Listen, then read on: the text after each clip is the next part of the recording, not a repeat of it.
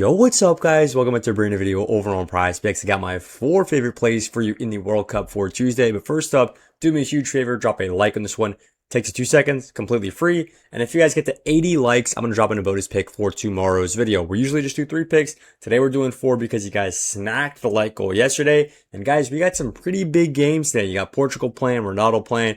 You got England playing in there, Colombia playing in the nightcap. There's a lot of good stuff going on. First up, let's talk about the recap from the day before, man. This is one thing you will always see me doing. Win, loss, draw, no matter what happens. I'm going to come on here. I'm going to recap my stuff because I think transparency is by far the most important thing. I'd rather somebody be transparent and tell me every single play they had than maybe they win, maybe they lose. And when they win, this is what usually YouTubers do. When they win, they're really loud about it. And when they lose, they hide it and they just move on to the next day.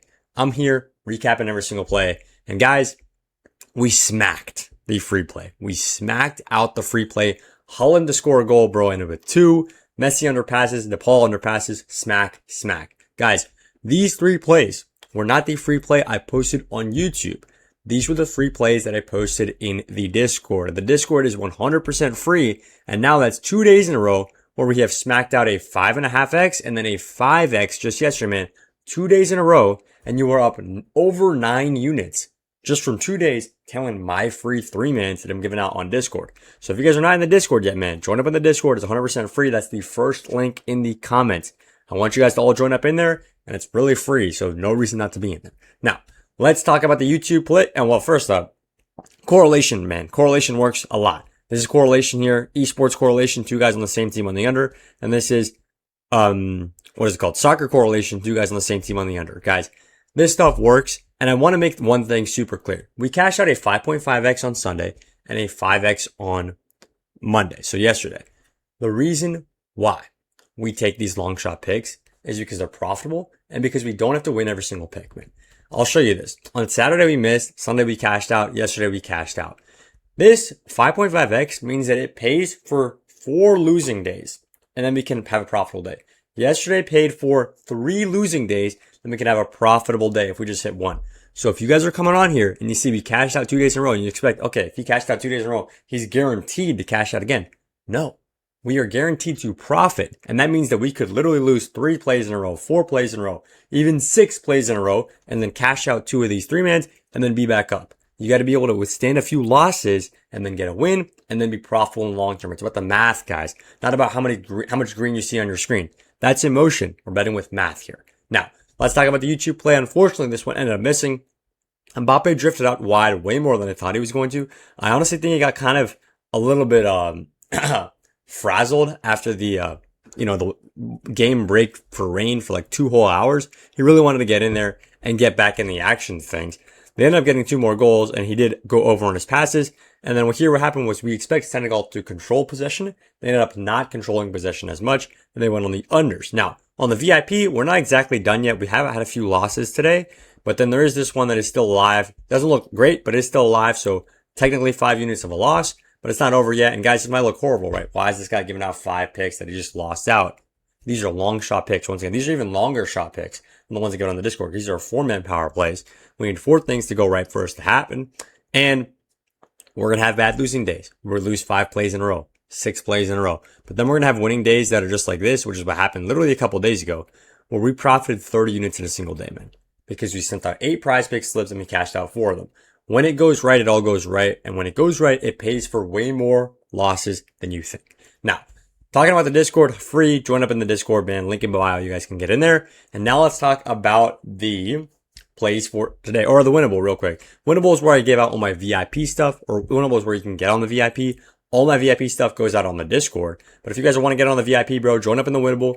It's right over here. That'll be also in the comments. You guys can lock in. Now, let's talk about the plays for today. We're starting it off over with Cristiano Ronaldo. You guys saw him in the thumbnail. We're taking him here on the under. Oh, yeah, we're taking unders, man. If you don't like unders, just leave the channel, by the way, man. We take a lot of unders in this one. I think all the plays we're taking today are unders, but we'll get there when we get there. We're taking Ronaldo under on goals. I would have loved to take him under on goals, man. But PrizePicks knows, yeah, we don't want to give you that. I wish if they put a green goblin in here, they'd go red demon for the opposite side, but that's not how PrizePicks operates, bro. PrizePicks doesn't like it when you take unders because a lot of times unders are more profitable. I'll just say that real quiet. Unders are a lot of times more profitable. We can't take his under on goals, although I think this man is not getting a goal. We will take his under, though, on fantasy score right here. I think it's pretty comparable to take him under on goals. Point being, Ronaldo's going to have a bad game, man. Ronaldo is not a good player. Portugal drew 1-1 to Congo in their first matchup. Portugal would not have drawn that matchup if Ronaldo was not playing. It was clear as day. Ronaldo makes this team worse. He is an okay player, an old striker that can't really press all that well and is very selfish, honestly. He didn't play the dummy. I don't know if I'm going too far in, but he didn't play the dummy so that Fernandes can go ahead and create that goal scoring opportunity. It just was bad for Ronaldo in game one. Why am I saying all these things? The reason I'm saying all this is because look what happened in game one of this Portugal World Cup run. What happened in game one? They drew 1-1. They had 75% of possession, completed nearly 800 passes. They dominated this game. And they only got 3 shots on target. Not very good. What's the problem with that? Their striker was not creating any chances. Who was their striker? Your old unk Cristiano Ronaldo, 40 years old, playing around great players, by the way. Vitinha is a top 3 player in this tournament. Fernandes is a top 5 player in the world at the peak of his powers. Cancelo's playing out of his mind. Costa's really good too. Nuno Mendes is really good. Their defense is, I suppose, a little bit questionable compared to the rest of the team. But this team is super, super solid, man. Ronaldo is the weak link right here. And why am I saying all this? I'm saying this to say Ronaldo will probably not play the entire 90 minutes here. And that's really why I like some of his unders. Because if you're not going to play the entire 90 minutes, and you already know that going in, it's effectively like a basketball player playing with the minutes restriction, right? If you know Wemby's only going to play 20 minutes tonight, and his points line is set at like 25, and you already know he's going to play 20, you're probably taking the under there, right? I expect Ronaldo to play maybe 60 or 70 minutes, maybe even 45. If they go into this game and they are drawn 0-0 or even 1-1 with Uzbekistan at the end of the halftime break, Ronaldo is going to get pulled. There is no reason why this man should stay out there when he physically makes his team worse. I'm not going to keep harping on about him. A lot of people know I'm a Messi fan. I don't like Ronaldo that much. That's not coming into this, man. I'm just betting what I like to bet. I told you guys to take Messi under goals, and I looked like an idiot after that. So I'm just going to bet what I think is best. And in this case, Ronaldo under fantasy score, because I think he's going to get subbed out early. I don't think he's going to score. He just looks really bad, and we're going to continue rolling with that. Now, let's get into the next play of the day. We're going to passes attempted, which, if you guys don't know, by far only my favorite category in the World Cup. I think almost every single slip I've taken in the World Cup has passes attempted. And we're going for Ezri Konsa and Elliot Anderson on the unders here against Ghana. Now, these lines are very, very high. 90.5 and 87.5. What are we doing when we're betting on passes attempted? What are we doing when we're betting on 2 guys on the same team? Well, it's very simple. It's super similar to going over to the NFL. Hopefully this makes sense. We're going over to the NFL and we're going to take Drake May and AJ Brown on the overs, right? If you guys saw this and you know Drake May went for 300 yards, you would probably guess that AJ Brown hit his over. How come you knew that, right? How come you knew that just because Drake hit his over, AJ Brown's going to hit his over, right? The reason you knew that intrinsically in your mind is because they are correlated plays. You know that when Drake May gets a crap ton of yards, what's going to happen? His wide receivers are probably going to hit their overs and get a crap ton of yards, right? This is common knowledge in football. It works this way.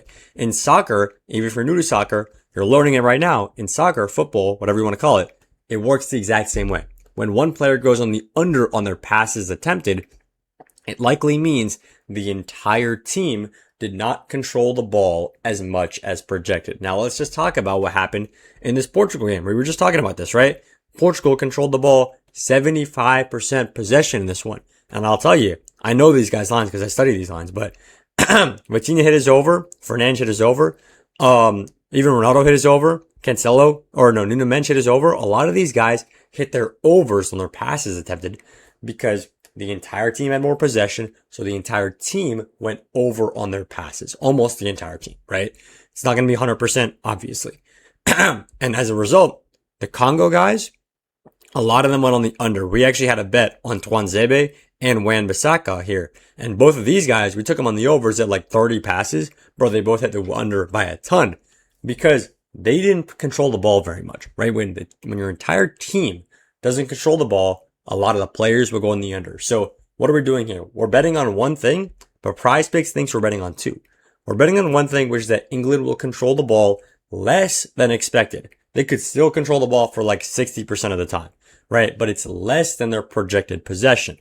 If England controlled the ball for less than expected, both Konsa and Anderson will hit the unders. It's the same thing as saying if the Patriots pass the ball very well tonight or today, both Drake May and AJ Brown will go over, right? You're betting on one thing, which is the Patriots pass offense, but you're getting paid out for two separate things, which is the quarterback and the receiver, because they're both symptoms or consequences of the one thing that you're betting on, right? It's the same thing here. If England does not control the ball as much as projected, these guys will both go in the unders. Now, why do I think they're going to control the ball less than projected? I think this one could really be a little bit of a blowout.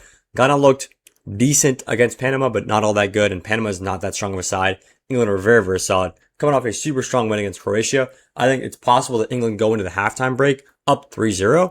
And because they already beaten Croatia and they will have beaten Ghana after today, they really don't even need to care about goal differential either.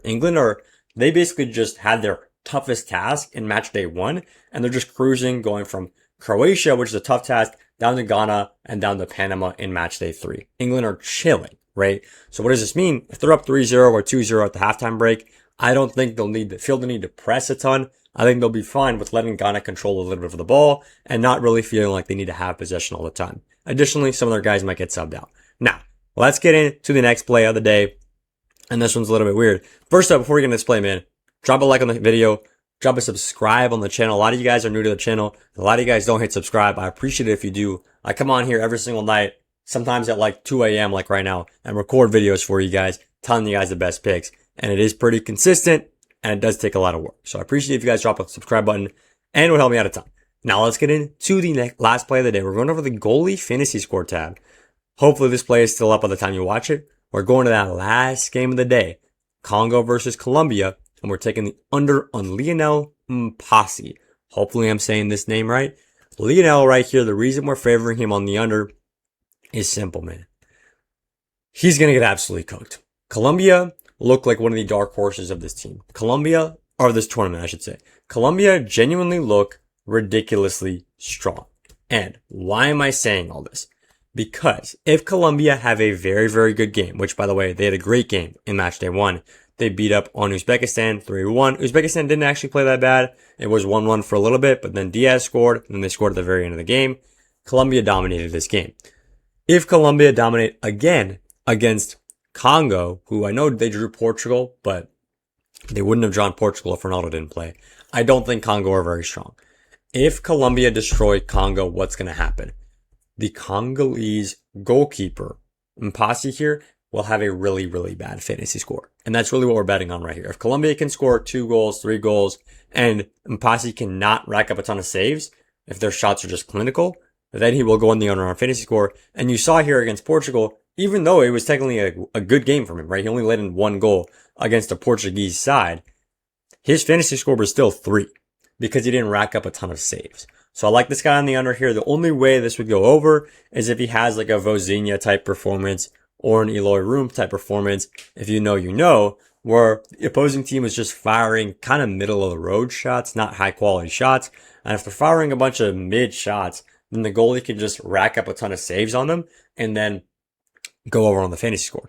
That's not what I see happening with Colombia. I think Colombia are going to take this one very seriously and absolutely destroy Congo.